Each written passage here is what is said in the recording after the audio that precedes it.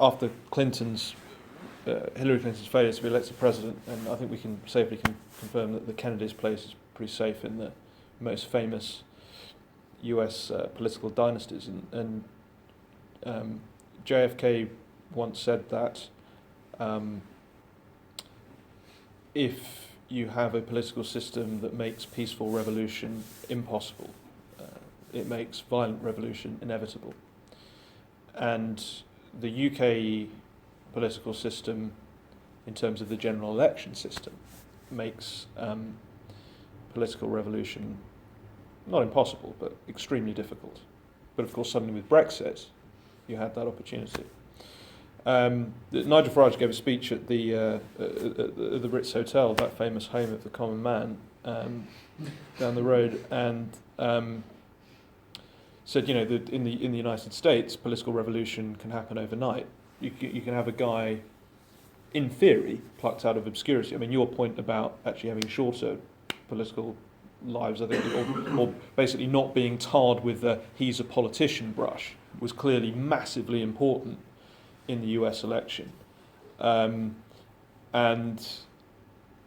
you can pretty much go from being, in theory, a million miles away from the world of politics to being president of the United States in a year, which Donald Trump kind of has.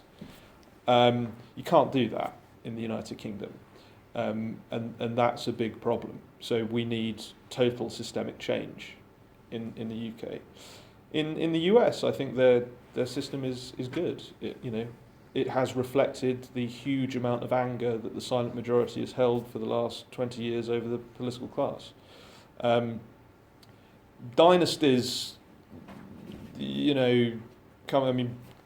Trump obviously sees himself as the leader of a dynasty. He sees himself as a kind of modern day Rothschild, if you like, and he's got all his children that he's ready to position into positions of power, and his family crest designed, and the rest of it.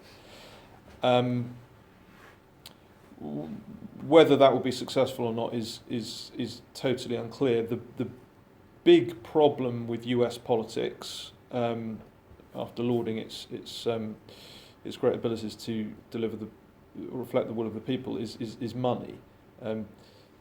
So the reason Trump won, basically, I think, or the reason Trump was the candidate, was because he is wealthy enough not to be under the influence of anyone else. And so he's sort of the exception that proves the rule. What are you going to threaten Donald Trump with? If he doesn't do this, then what? You're not going to give him 250 grand for a speech? So what? He doesn't care. But then that's because he's extremely wealthy. So the question would be, in the United States, how does your average guy become president? And that's a problem.